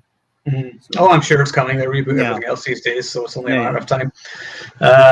Alex says here, I remember when they had Yonge Street closed off when they were filming Maximum Risk. Yeah, that was filmed in Toronto. I didn't know that until recently. It's a twist, M. Night style. That's to your comment there. It's a twist. Extraction was good. Extraction was good. Now, it's funny. I remember I got some abuse because I didn't like it the first time I watched it. Best action movie of 2020. I said it was that last year? Yeah, yep. I think actually that's because I watched it again. Whenever I reviewed it, I was like, I'm not going to watch this again. And then I watched it again. Like a few months later. I was like, I'm full of shit. I'm going to watch it. And I watched it, and I was like, you know what? Wow, my review was really bad. So rewrite review. No credibility. But yeah, it was good. So I'm looking forward to seeing what they do with the sequel. So we'll see what they do there. And prequels. They're about doing prequels and sequels. So yeah. With that. Yeah. Mm-hmm. Yeah, and I know a lot of people are sort of down on Chris Hemsworth, but I thought he looked the part and was good in it, and was good in the action scene. So I thought he did a good job. And Sam Hargrave, like we were talking about John Wick and stuntman doing directing, like he's another one that's up and coming now.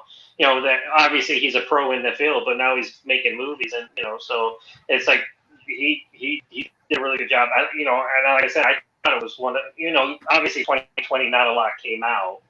So it's like you're kind of like with what you're picking, but like I said, I picked it for my best. That one and Skylines, I like Skylines too. Skylines is good, yeah. Just to see Daniel Bernhardt, like getting some love again. I'm a big fan of his. Even though spoiler, I don't want to spoil anything, but something happens with this character, I'm like, oh man, because I thought he was gonna be like something else. But yeah, John Wick really sort of brought him back, and now he's arguably bigger than ever. Well, that's the thing. It's funny because, like, I didn't even know that was Chad Stahelski. He was fighting in Bloodsport 2, with the big ponytail. That was him he was fighting. I'm like, oh my God. I'm like, that's how, and then that's, Chad's a good guy because he's like, he's giving love to, some of these, he's like, he's bringing these guys back and he knows that they're talented and he's not only bringing them back, he's utilizing them. How many times do you see, like, oh, this person, I haven't seen this person in years. He's finally making a movie, and then it's like that's it, But yeah, they're actually, using these guys and making them do what they were born to do. Mm-hmm. Well, I look like I'm about to explode. This light is so bright, but I can't turn it down anymore. I'm like, what am I supposed to do here? I don't know. I'm new to this, so I think what we'll probably do is next time I'll just have the main light on instead. But I don't know. I feel like Jesus here. You're constantly glowing. Yeah. That's okay. I keep rocking. My wife was watching the John Wick one when we were doing it. She's like, "You keep rocking." I'm like, "That's what I do." It's like, but you want me to share the rocks? So there's nothing wrong with that. I know. I do that when I'm on the phone. Yeah, I like swinging my chair. My mom's like, "Stop swinging the chair." Yeah, I do this too. Like, yeah, I like go back and forth. John, I don't know if I'm opening a can of worms here, but I see the Storm Shadow and Snake Eyes poster behind you. Are you excited for Snake Eyes or? Okay. So I can talk an hour about this. So I know we don't have an hour, but I'm going to give you the abridged version. And I said this in my post. I'm a huge G.I. Joe fan. And going back, I like the first movie and I like the second movie. A lot of people hated the first movie. It was made during a writer's strike, for God's sake. But I liked it. Was just fun. And Channing Tatum, was he the best person to play Duke? No, but I thought he did a good job. And Ray Park, I love Ray Park. And I'm a big Snake Eyes fan. He's one of my favorite all-time comic book characters besides the Punisher. And everybody's getting pissed off because Henry Golding is Snake Eyes. And, even the new poster they came out with, he's holding the helmet. And, we have to see his face. I get it. You're Henry Golding. You have to sell the movie because, and that's when I heard he was casting. I was like, uh-oh. I'm like, what's going to happen? It was, you got to see the guy's face. So I'm excited, but it's a cautious optimism because I said in my post, every time I share a trailer or I talk about it, I go, it's not a Snake Eyes movie if he doesn't wear the full outfit for a length of time. He's got to. I mean, there's no ifs, ands, or buts. It's not a Snake Eyes movie. Like, if he has the helmet on and then they're fighting and also it gets ripped off, not a Snake Eyes movie. It's not. It just isn't. Plus, he's a mute. So how are they going to do that? He's not going to be a mute. Yeah, so if they do sequels and stuff like that, it's going to be interesting to see where it goes. Now, again, like I said, I'm a fanboy, but I'm a fanboy who can accept change. So if they do it well, yes, I will accept it. But if it doesn't, take to, like I said, I grew up with him. So I'm excited, but I'm also kind of nervous at the same time because he's getting his own movie, which I'm excited about, but it's like, they better not mess it up. And Andrew Koji being Stormchill, I thought that was a slam dunk. So I'm excited about that. And I'm not going to say, I was pissed that they only gave us a minute for the trailer.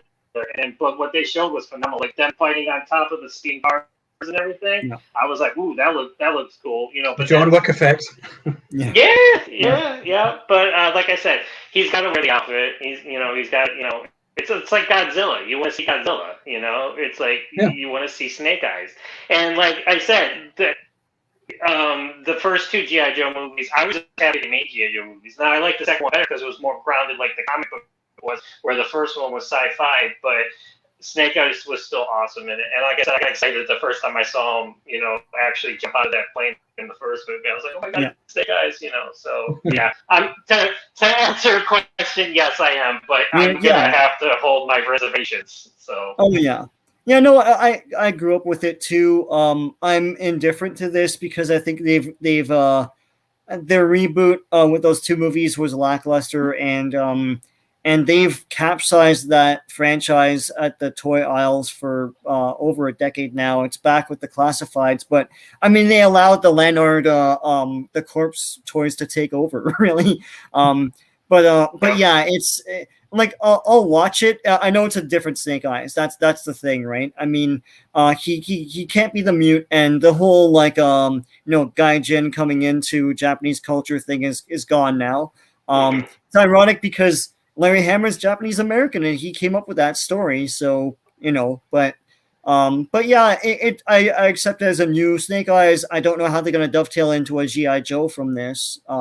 It doesn't look like G.I. Joe. G.I. Joe versus Cobra again. That would be cool, but and make him wear they're talking about branching out and doing an ensemble movie after this. It had kind of a working title called Ever Vigilant or something like that. Yeah, so I was like, ooh, that sounds kind of cool. There's supposed to be like a Cobra Island movie or something. I don't know what that's supposed to be, but yeah. Anyway, I saw those two posters. I was like, I have to ask, but yeah. That's the only thing. Well, I'm trying to find new Snake Eyes posters. I've had these forever, and my wife bought them for me for either my birthday or Christmas one year, and I've had them up ever. Wherever I live, they've been up on my wall because it's my. I'm still looking for a Snake Eyes. I don't want to say action figure, but like a statue or something. I remember I went to New York for the Comic-Con and they had the one with him and Timber, and it was like $1,000. It was like $1,000. I'm like, I would totally walk out with this and risk getting arrested, because it was just like the most beautiful thing I've ever seen in my life. Yeah, but you're gonna say? Yeah, I'm a fan. But like I said, I want to see the movie, and I'm excited because it's the Snake Eyes movie, and it's different. I get it, but I'm not one of those type of people that throws their arms up and starts screaming bloody murder because they changed something. If it's done good and it's done well and the action's good, if the action's good and the fight choreography is awesome, I'm okay. Yeah. Did it ever bother anybody else that Starscream and Cobra Commander had the same voice in the cartoon? No, I slowly noticed it, right? But yeah. Retreat! Yeah. Yeah. So Jonas Marcus, I've always enjoyed the first G.I. Joe film. Retaliation, not so much. I'm certainly curious about Snake Eyes, especially after the first trailer. Can't wait to see the new trailer on Monday. Oh, there's a new trailer on Monday. There we go. Thanks, Jonathan. And hello, okay. Jonathan. Well, I did So not know good to that. know. Well, there you go. You heard it here. I Yeah. can't wait. Yeah. Like, it better be at least 2 minutes, or I'm going to be totally... I know. Give us an idea. But yeah. Because they totally hyped up the trailer, and it was like 59 seconds. I'm like, we've been waiting. It was supposed to come out last year. We've been waiting 2 years to see this movie ever since it was supposed to come out. I'm like, give me something more. And I'm like, oh my god. Severia is asking here, Eco is the Hard Master. Who is the Hard Master? Snake Eyes Master? I don't even know that character. Hard Master is the go on. There's the Hard Master and there's the Blind Master. They're just different. They're various instructors that train them. Oh, okay. So, yeah. But was Hard Master not in the old movie? Ego US is in it, so it's like, are they going to utilize him? I mean, it's a big budget Hollywood movie, so it's like not. And I'm gonna get shot for this, but I liked Mile 22 for what it was. Was the action choppy? Yeah, but I still got into it, but I mean, they need to take Ego and make him do stuff in a movie too. They can't just have Ego US in the movie and just kind of stand there telling him what to do. It's like he's got to have a fight scene or something. Yeah. Mm-hmm. What were you about to say, Sean? Sorry? No, I was going to say, was that character not in the old movies? But I think it was Blind Master. I don't remember. All I want to see is Sergeant Slaughter when he's going to show up. It's from it's from the comic books. It's from the Marvel line, that they did. Yeah. Severio, I enjoyed Mile 22 also. Yeah, I thought Mile 22 was alright. I mean, I thought was it the greatest movie ever? No, but I enjoyed Mark Wahlberg's character in that movie. I thought he was just total. He was a total dick, and I was digging it. I love how he just yelled at people, and like he almost made girls cry and stuff.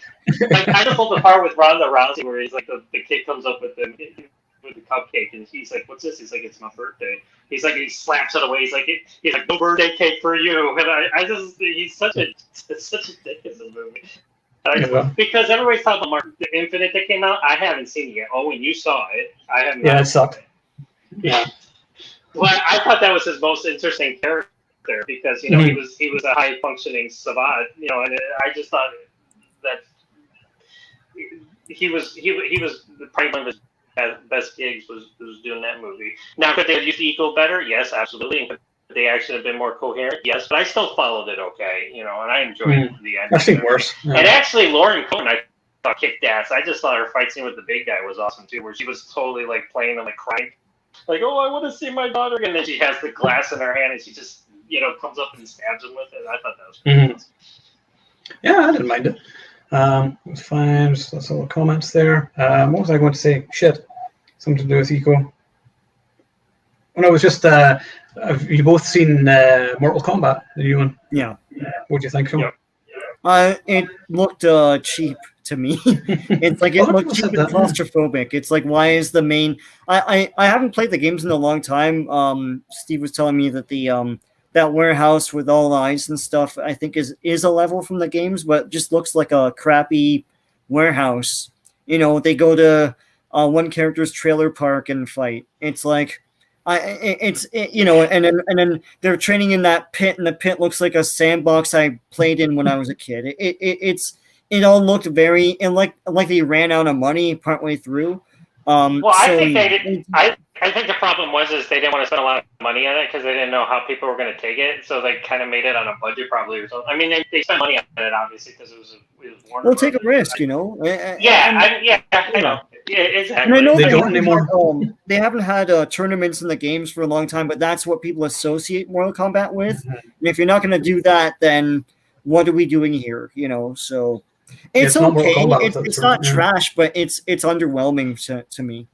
I don't even remember it. That's the thing. I remember watching it. Yeah, I feel like the first one is more memorable and ambitious, and it's like made in the mid-90s, So yeah. I just remember everybody was pissed because Johnny Cage wasn't in it, and I was like, I don't know. Okay, Johnny Cage. No, it was like it says at the end, he's going to be in the next one. So but why not blow your wad in the first one and be endearing and memorable because of it, right? I mean, like Johnny Cage is a character you can use and we can relate to, and he's great and he's fun and charismatic. And why not put him in part one? Like the most charismatic guy there was Kano, and he's a bad guy. Yeah. Well, you thought he was going to be good, but then they twisted it, and then he's an asshole. Yeah. Yeah, I mean, I think I was maybe too generous in my review. I think I gave it like 3.5 stars, and there's probably 3. But I don't know, whenever it's a half star, I'm like, who cares? I mean, it was all right. Too, it's settled in my mind as being sort of like they could have done a lot better here. I expect this kind of thing out of the 90s, not, nowadays with everything we know about fandom. Well, Hiroyuki Sanada and Joe Taslim were the best part of it, I thought, and especially that beginning. Like, they had that awesome beginning, and then I didn't even set that on review. Like, this was the best part, and then it was just like, oh, all right. It's like, that was the problem. Is that the problem was Cole wasn't an interesting character. I was like, I don't give a shit about this guy. What about Sub-Zero and Scorpion, which you set up in the opening scene, and you brought in this other guy we don't care about, who's not even part of Mortal Kombat. In what no offense to Lewis Tan, but I was like, eh. Yeah, and what I said in my review on J-Man's channel was it suffers too much from movieism. It's like they gotta get out of their own way. It's like the whole thing is about how they get their powers and they give it a name and all that BS. It's like in the games they have powers, you accept it and it's done. And here it's like the whole story is like, now there's this thing called this, and you have to really figure out how to get your powers. And over the course of 2 acts, it's like, oh my god, like like I know what Mortal Kombat is. I'm not stupid. Let's get on with the proceedings here. So you don't need to write it all in crayon for everybody. We know what it is. Yeah. I only played the first video game, Touch. I've never been much of a gamer, so I only played the first one when it came out. I haven't played any of the games since. So I've only known from the 90s movies that came out and then the TV show and stuff like that. So, I mean, I just like things that kick, so I got into it, but I never played the games and everything. So I was going into it like, as a person that's not like, I know the characters, but I don't know, like, I know the mythology, passionate about it. I don't know every little intricate thing to it, so it's like I can't be the best person to talk about it. Same here. Yeah, I mean, for me, everybody knows the greatest video game of all time was Castlevania 4 for the Super Nintendo. That's just that's my. I even know that one. Yeah, it's the only game I have. I have a Super Nintendo there. I got it just so I could get Castlevania 4. They included it on the NES Mini, and it's pretty good. It's like I had it as a kid, and I cleared it with a lot of help from magazines and stuff. But yeah, it's like it's awesome. But but yeah, like Street Fighter, I would love for them to do a great adaptation of that. Like I was baffled by that Chun-Li movie. I didn't know why it was. There was someone's tax shelter or something. I don't know what was going on there, but. Yeah. And what was it, Chris? Not Chris Evans, but Chris. Chris. What was his last? The guy from American Pie, Chris. Yes, he was the. Was he trying to be that bad? I took it he was trying to be that bad. I mean, nobody. If they were like pointing the camera at him, everybody's watching him act. I can't believe that they would have been like, "Yep, that's good." But Brent, he was horrible. I think it was probably more. It was probably. Yeah, sure, that's fine. We gotta get this movie made. Yeah, pretty much. Just seen Jonathan's comment here. Is Mortal Kombat to me was ruined by some atrocious editing during some of the fights. To me, the director they got was the wrong choice for the film. Fair enough. I don't know. I mean, I wasn't like that passionate about it. Like I said, I watched it moving wallpaper for a couple hours, and that's it. That's all I'm looking for is an escape from the tedium of reality for a bit. But I think that's pretty much all I want to talk about tonight, because we've got Indiana Jones next Wednesday, and then maybe do this again next Friday or whatever. If everyone's up to it. Maybe do it a bit earlier because this was totally last minute. I was like, oh my god, let's do live stream right now. So I have to do this now. I told Owen at the beginning. I'm trying to get my girls to go to bed. I'm like, okay, time to go to bed. Yeah. It's daddy time now. Right? It's like daddy needs some alone time. Yeah. All right, guys. Well, thank you all for joining us tonight anyway. And thank you, Severian. Absolutely. And everyone, please remember to like and subscribe. Yes, I remember to say it. I never remember to say it. Subscribe to John at Action Flick. Subscribe to J-Man. Subscribe to the Action Elite. Subscribe to everything. And we shall see you next Wednesday for the Indiana Jones retrospective, celebrating 40 years. And we'll look forward to that. So thanks, guys, and have a great weekend. See you.